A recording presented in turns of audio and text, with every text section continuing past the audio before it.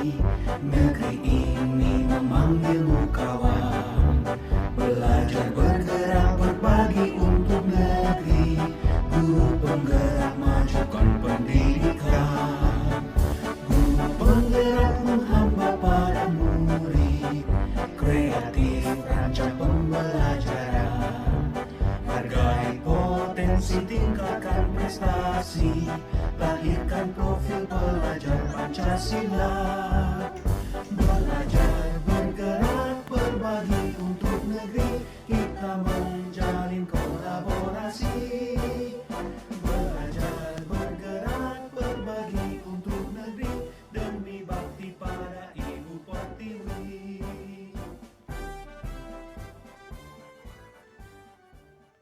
Assalamualaikum Ibu. Waalaikumsalam warahmatullahi wabarakatuh. Bagaimana kabar Ibu? Alhamdulillah wa syukurillah, la haula wala quwata illa billah.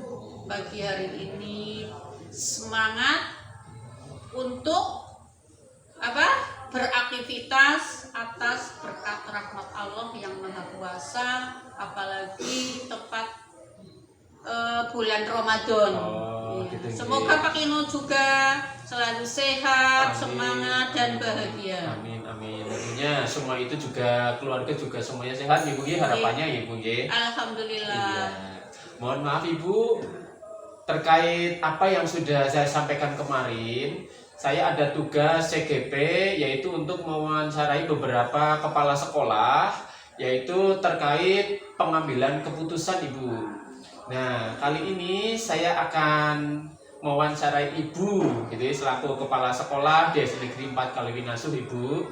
Mohon izinnya Ibu. Iya Pak Ino, boleh, silahkan. Oke. Ya, siap.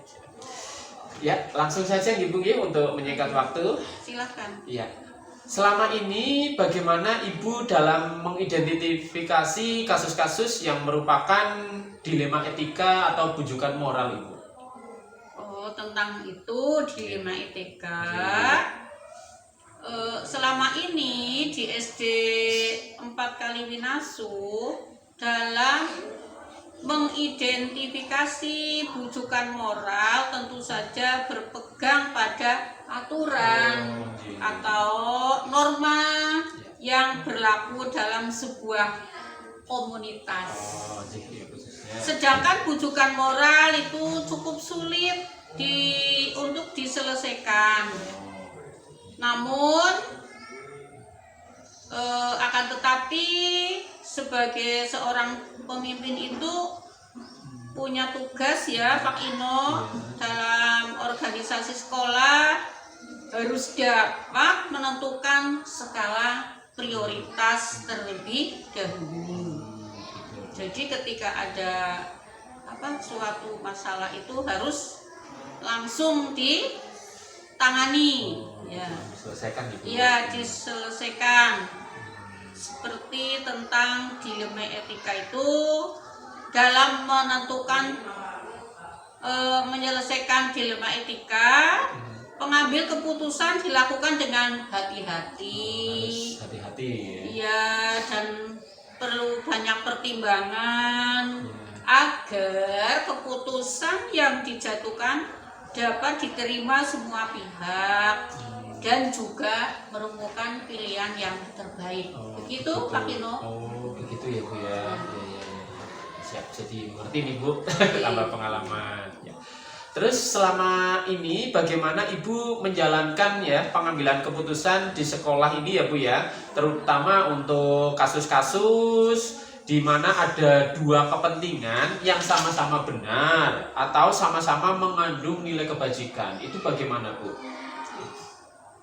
Oh itu saya tidak bisa mengambil keputusan sendiri Pak Ino, namun harus dengan cara yaitu mencari kemufakatan dengan cara bersama-sama. Oh gitu, berarti tetap harus diputuskan dengan secara mufakat tapi bersama-sama gitu ya.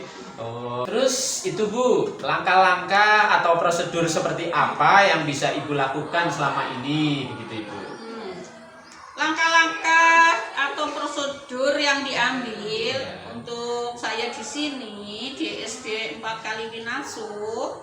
Pertama saya ambil adalah mengumpulkan semua dewan guru Pak Ino Oh, iya, Bu. dan juga staf yang lain untuk mari duduk bersama, bersikap secara objektif dan dalam persepsi yang sama.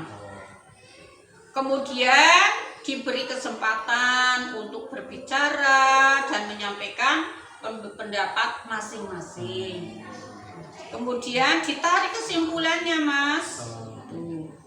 Dari review tersebut, itulah sebagai titik awal kesepakatan dalam menentukan mana yang didahulukan, meskipun itu kasus sama-sama benar atau sama-sama mengandung nilai kebajikan. Keputusan yang diambil itu secara efektif mungkin, jangan bertele-tele, terutama terkait dengan pengambilan keputusan yang berpihak pada murid berdasarkan nilai-nilai kebajikan dan sikap dengan segala, dan dia harus siap dengan segala konsekuensinya. Begitu ya Bu ya, jadi harus selalu bersama-sama ya Bu ya, melakukan itu gitu ya. Terus hal-hal apa saja ini Bu yang selama ini Ibu anggap paling efektif ya dalam pengambilan keputusan pada kasus dilema etika itu Bu? Dalam mengambil keputusan secara efektif ya, penyelesaian kasus dilakukan segera mungkin, jangan ditunda-tunda, karena masalah walaupun kecil itu harus segera terselesaikan sehingga tidak menjadi kasus yang menumpuk, tidak ada antrian, begitu Pak Kino. Tidak numpuk dengan masalah berikutnya. Semua unsur itu terlibat dalam penyelesaian masalah sehingga tidak menjadikan salah paham antara satu dengan yang lain dan memperoleh kesepakatan satu kata. Itu metode efektif yang dilakukan ya. Adalah membuat alur baja ya Pak Kino, agar mudah diambil keputusannya. Begitu ya, berarti ini sudah sesuai dengan tahapan-tahapan, apalagi menggunakan tahapan alur baja ya Bu ya. Berarti sudah diterapkan itu tentunya ya. Iya. Terus hal-hal apa saja Bu yang selama ini merupakan tantangan dalam pengambilan keputusan pada kasus dilema etika itu Bu? Berbagai selama ini yang mencakup hal-hal tersebut, tantangannya adalah keputusan yang diambil harus mampu merefleksikan integritas suatu sekolah, menjunjung tinggi nilai-nilai sekolah, dan keputusan itu benar-benar diperhitungkan karena merupakan rujukan atau teladan bagi warga sekolah dan lingkungan yang akan terjadi di kelak kemudian hari. Begitu ya Bu ya, itu benar-benar itu berarti merupakan sebuah tantangan tersendiri bagi Ibu ya Bu ya. Itu ya. Terus apakah Ibu itu memiliki sebuah tata kelola atau jadwal tertentu dalam penyelesaian sebuah kasus, khususnya kasus dilema etika? Apakah Ibu langsung menyelesaikannya di tempat atau memiliki sebuah jadwal untuk menyelesaikannya? Bentuk atau prosedur seperti apa Bu yang Ibu jalankan? Untuk penyelesaiannya itu kita buat agenda Pak Kino. Harus ya, agenda itu dijadwalkan ya. Dalam penyelesaian sebuah kasus harus dilihat dari skala prioritasnya, apakah itu memerlukan waktu khusus atau dapat langsung diselesaikan di tempat. Ya, dilihatlah dari kasus tersebut ya. Tindakan yang dilakukan bagi kasus ringan dan dapat diselesaikan di tempat. Maka sebagai seorang pemimpin harus segera seefektif mungkin untuk menyelesaikannya masalah tersebut. Tetapi ada kasus yang membutuhkan pemikiran mendalam yang harus benar-benar itu butuh ditimbang, disaring, membutuhkan pendapat dari rekan-rekan kerja, dari teman-teman ya, atau masukan yang mendukung terlaksananya keputusan yang mengandung nilai kebajikan. Teknik yang dilakukan adalah dengan pendekatan coaching dan yang itu dengan nama segitiga restitusi ya, Bu, ya. restitusi Pak Gitu. Gino. Tetap coaching dan juga segitiga restitusi Ya, juga diterapkan gitu ya, Bu coaching. ya. Begitu ya, bagus Bu, berarti sudah sesuai sekali lah menurut saya. Alur bagja juga diterapkan, terus proses coaching juga diterapkan, dan juga bahkan untuk sampai segitiga restitusi ya, Bu ya. Ya, itu sangat luar biasa pokoknya dalam pengambilan keputusan gitu. Terus itu, Bu, adakah seseorang atau faktor-faktor apa saja yang selama ini mempermudah atau membantu Ibu dalam pengambilan keputusan dalam kasus-kasus dilema etika itu, Bu? Oh, dalam pengambilan keputusan dilema etika yaitu tentu membutuhkan rekan yang lain, orang yang membantu dalam penyelesaian kasus, yaitu ada atasan ya, tentu juga menjadi bahan rujukan agar keputusan yang diambil itu bisa terarah, tidak melenceng dari aturan, Pak Gino. Di samping itu saya memiliki juga rekan sejawat di sekolah ini ya, jadi bisa menjadi kolaborator ya, bisa menjadi fasilitator maupun coach Sebagai coach gitu ya, sebagai coach coach ya, dalam setiap keputusan yang perlu benar-benar pertimbangan. Dan faktor yang mempermudah lainnya ini Pak Kino adalah integritas sekolah. Integritasnya Iya. juga harus dipertimbangkan juga ya, Bu, Betul, ya. itu integritas sekolah sangat penting dan berpihak kepada murid. Karena semua permasalahan itu tidak jauh dari keputusan yang berpedoman pada kedua hal tersebut. Oh iya, betul sekali, Bu. Iya, jadi secara tidak langsung ya, dan saya menyimaknya tadi, selama ini di sekolah kita sudah diterapkan, Bu. Berarti selama ini Ibu misalkan ada suatu masalah, semua dewan guru, staf dikumpulkan jadi satu di ruangan, terus disampaikan dan semuanya diberi kekuasaan atau hak yang sama untuk menyampaikan pendapat ya, Bu ya. Berarti dari pendapat-pendapat teman-teman disaring kemudian direview ya, Bu ya. Dan kemudian diputuskan ya, kemudian mencari solusinya bagaimana begitu ya, mencari keputusan, dan nantinya itu sebagai bahan Ibu ya dalam mengambil keputusan ya, Bu. Tentunya betul Ibu tidak bisa memutuskan secara sepihak, hal-hal lain bisa ditempuh Ibu guys dengan cara seperti itu. Apalagi Ibu di sini ya kan, Ibu seorang kepala sekolah, punya atasan ya, Bu ya. Berarti ada Pak Pengawas dan Pak Korwil, itu berarti selalu ya, Bu, saling koordinasi ya, Bu ya. Iya, seringkali juga beliau supervisi ke sini ya, Bu ya. Ya, Gitu. alhamdulillah sering disupervisi, jadi sering ada masukan-masukan bila saya punya sesuatu yang perlu kami sampaikan sehingga ada titik pemecahannya. luar biasa lah Ibu ya, ibaratnya saling berkoordinasi selalu begitu ya. Oke Ibu, dari semua hal yang Ibu sampaikan ya, pembelajaran apa yang dapat Ibu petik dari pengalaman Ibu dalam mengambil keputusan khususnya dalam kasus dilema etika itu Bu?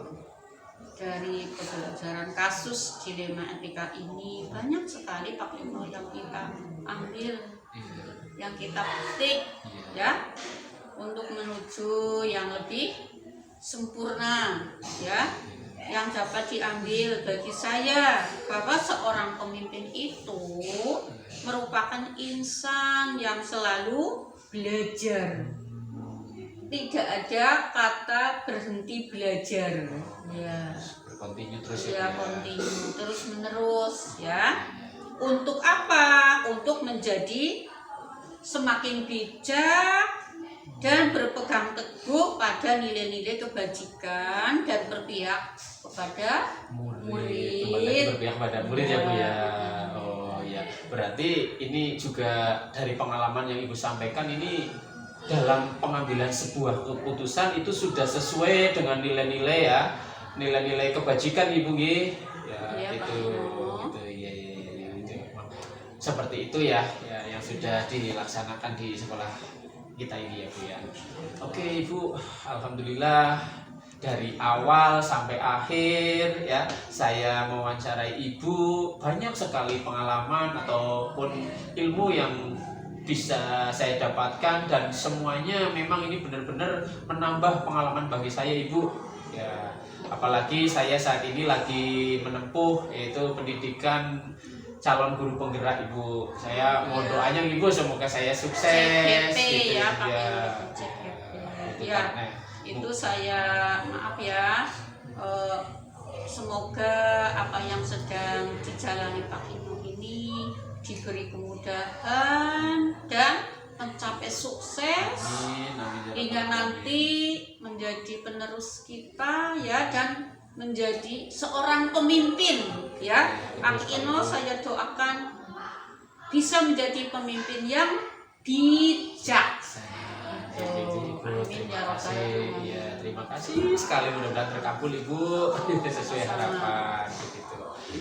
Baik, itulah yang saya tadi minta waktunya sama Ibu. Alhamdulillah sudah selesai dari awal hingga akhir Ibu. Saya mohon maaf yang sebesar-besarnya dan saya mengaturkan banyak-banyak terima kasih Ibu. Sama Pak Dino.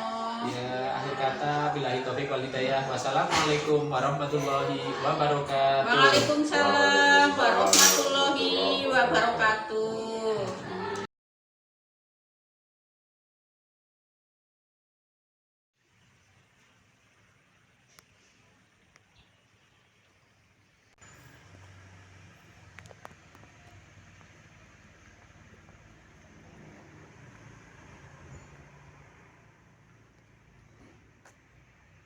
Assalamualaikum Bu Turia. Waalaikumsalam warahmatullahi wabarakatuh, Pak Ino. Iya, bagaimana kabarnya Ibu? Alhamdulillah sehat walafiat. Alhamdulillah, keluarga juga sehat ya Bu ya? Ya, keluarga sampai sekarang sehat walafiat juga. Alhamdulillah, ya. Mohon maaf Ibu, saya mengganggu waktunya terkait apa yang sudah saya sampaikan hari kemarin terhadap Ibu.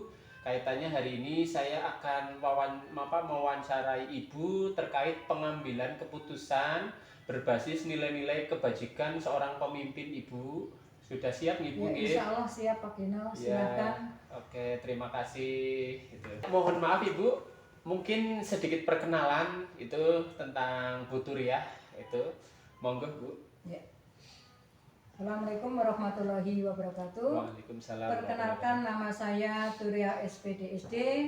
Saat ini saya sedang menjabat sebagai Kepala Sekolah di SD Negeri 1 Kaliwinasuh, Korwilcam, Dikpora, Purwareja Klampok, Kabupaten Banjarnegara. Oh, gitu ya. Iya. Ya, terima kasih Bu atas perkenalannya. Ya, sama-sama.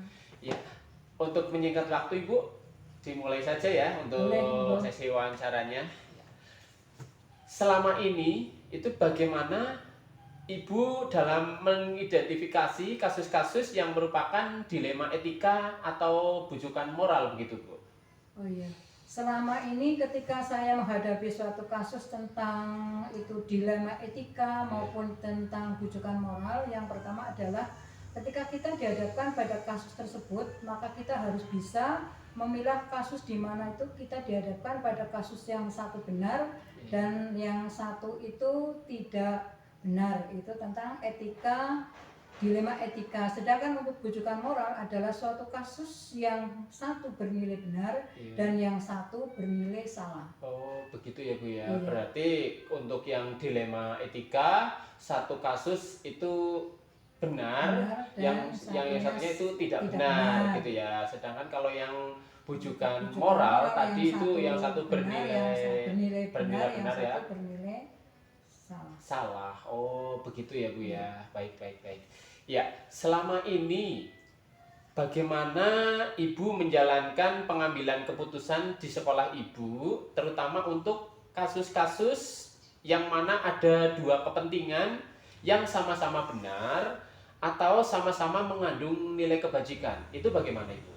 Mungkin bisa diceritakan. Oke, selama ini ketika saya menghadapi kasus seperti itu, yang pertama kita harus bisa mengidentifikasi kasus tersebut. Ya, diidentifikasi dulu kasusnya tentang apa, permasalahannya seperti apa. Kemudian setelah kita tahu identifikasi kasusnya, kita yang kedua adalah mencari solusi. Ya, mencari beberapa solusi dari identifikasi kasus tersebut. Kemudian kita dihadapkan pada kasus penyebabnya itu apa. Kasusnya itu mencari solusi yang terbaik dari kasus-kasus yang kita hadapi. Kemudian pengambilan kasusnya itu nanti yang terbaik untuk yang bermasalah ataupun untuk lembaga. Oh, begitu ya Bu ya. Iya. Terus langkah-langkah atau prosedur seperti apa Bu yang bisa Ibu lakukan selama ini?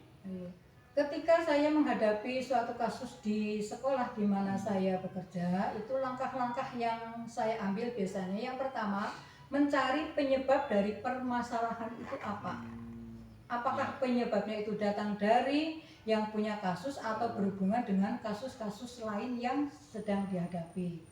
Kemudian yang kedua, saya akan mengajak teman untuk berdiskusi. Ya, kenapa harus mengajak teman? Karena ketika kita mempunyai teman untuk berdiskusi, maka untuk pengambilan keputusannya itu lebih meyakinkan. Belum tentu ketika kita mengambil keputusan sendiri itu adalah mantap dan benar, tapi ketika kita ada teman untuk berdiskusi itu hasilnya akan lebih baik dan lebih maksimal. Oh, begitu ya Bu ya. Jadi memanfaatkan teman di sekitar kita. Begitu. Seperti itu. Ya, siap.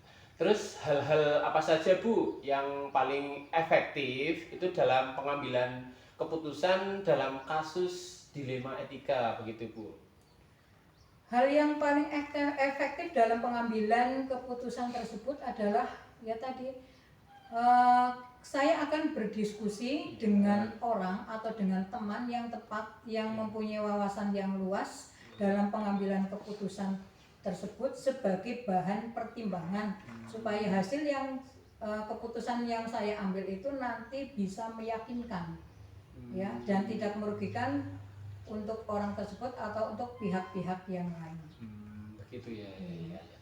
Terus selama ini itu ada tantangan nggak Bu dalam pengambilan keputusan pada kasus dilema itu sendiri Bu, dilema etika khususnya itu Bu? Tantangannya tentunya ada ketika kita sampai, terutama ketika kita sampai salah dalam pengambilan keputusan, tantangannya pasti yang pertama akan menyebabkan suatu komunikasi yang kurang baik dalam lingkungan kerja. Ketika komunikasi kita kurang baik, maka suasana kita kerja dalam kita kerja itu kurang harmonis. Ketika suasana tidak harmonis, otomatis akan mengganggu kinerja kita dalam kesehariannya. Begitu, tetap berpengaruh juga Iya, ya Bu tetap ya, dengan pengaruhnya kenyamanan, kondisi dampaknya sangat lingkungannya. Banyak sekali atau sangat buruk sekali ketika kita sampai dalam pengambilan keputusan itu sampai salah. Oh begitu, ya. Tentunya itu ada tata kelolanya Bu atau jadwal ya tertentu dalam penyelesaian kasus, terutama kasus dilema etika itu langsung diselesaikan di tempat atau ditunda dengan jadwal tertentu ataupun ada lah Bu semacam prosedur Itu mau bisa sedikit dijelaskan begitu Bu? Oke, ketika di sekolah di mana saya bekerja ini ada masalah ya. Tentunya yang pertama saya akan menegur yang bermasalah tersebut secara langsung, secara lisan. Oh, secara lisan Ya, teguran kita langsung tegur ya. secara lisan, kita berikan pertanyaan, kemudian penyebabnya seperti apa, kemudian kita beri nasihat, itu yang pertama.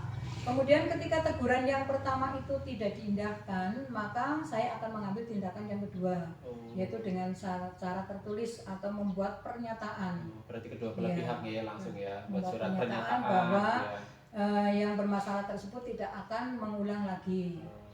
Dan ketika yang kedua ini tidak diindahkan juga, maka saya akan berkoordinasi langsung atau mengambil tindakan untuk melaporkan orang tersebut ke atasan langsung di mana saya bekerja. Oh begitu ya Bu ya. Ya. Berarti nanti bila itu tahapan-tahapan itu sudah tercapai tapi belum menemukan titik terang, berarti Ibu akan melaporkan ke atasan ya. Ya. Karena kita kan kerja juga punya atasan yang lebih bertanggung jawab di atas kita. Oh begitu. Berarti ada seseorang atau faktor-faktor yang selama ini mempermudah atau membantu Ibu ya dalam pengambilan keputusan, terutama kasus dilema etika ya Bu ya. Ada. Itu siapa Bu coba? Ya. Kalau atasan kita tentunya kan kita punya kantor atau kantor dinas. Kalau yang sekarang kan Korwil ya. Ya. Kemudian setiap Korwil kan itu kan ada pengawas ya, pengawas Dabin. Nah itu biasanya saya ketika ada permasalahan yang paling saya konsultasikan pertama, saya minta pendapat pertama adalah Pak Pengawas atau pengawas di mana tempat saya bekerja. Oh, Ya, begitu dia ya. menyampaikan permasalahan seperti apa, kemudian meminta solusinya, jalan keluarnya seperti apa.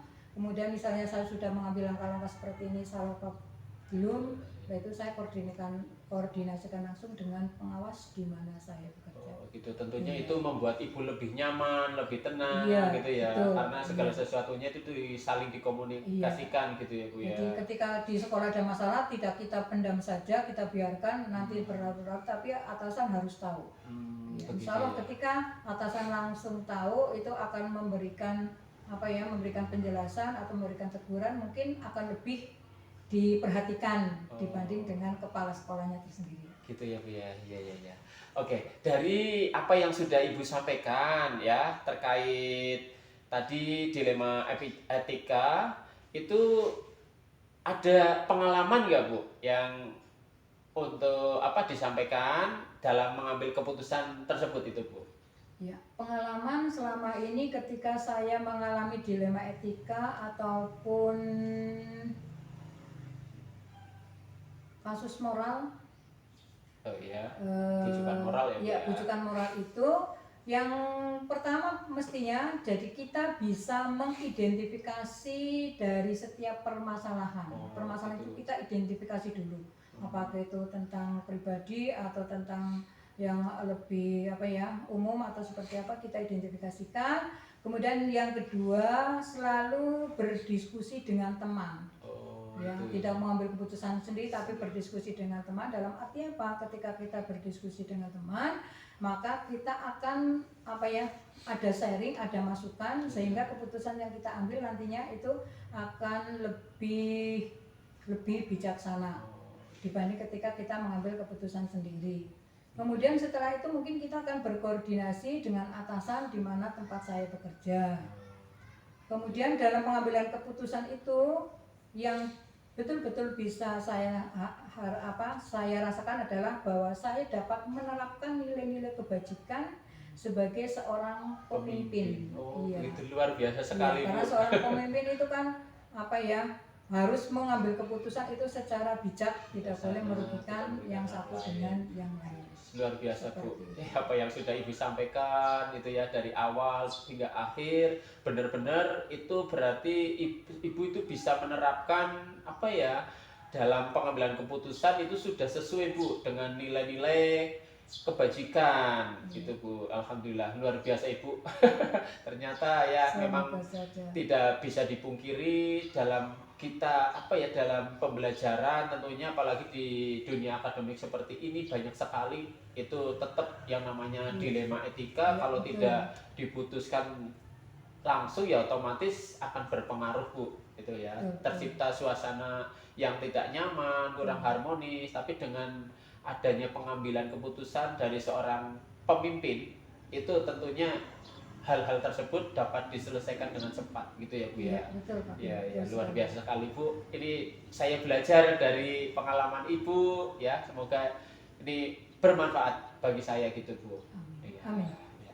Intinya seperti itu saja Ibu. Saya sudah bisa menggali apa yang Ibu sampaikan sebagai bekal saya Bu, karena jujur saya saat ini sedang mengikuti program pendidikan guru penggerak Bu, yang saat ini baru sampai pada modul 3.1, yaitu dengan tema mengambil keputusan berbasis nilai-nilai kebajikan sebagai seorang pemimpin begitu Bu. Ya, terima kasih sama-sama Pak Dino. Saya doakan semoga dalam mengikuti program guru penggerak berjalan dengan lancar, Amin, sukses, amin. bisa menyelesaikan semua modul-modulnya, sehingga pada akhir saatnya nanti bisa lulus sebagai guru penggerak yang dapat memotivasi guru-guru yang lain supaya lebih memajukan untuk di dunia pendidikan di Indonesia ini. Ya, amin, amin, amin. Terima kasih Ibu. Ya. Sama-sama. Ya, alhamdulillah. Nampaknya waktu juga sudah semakin siang Ibu. Alhamdulillah untuk wawancara kali ini berjalan dengan lancar, tidak ada halangan suatu apapun, dan semuanya ini benar-benar menambah ilmu ataupun wawasan bagi saya. Begitu Bu, sekian dari saya, kurang lebihnya saya mohon maaf dan mohon pamit Ibu Gi. Matur nuwun. Assalamualaikum warahmatullahi wabarakatuh. Waalaikumsalam warahmatullahi wabarakatuh.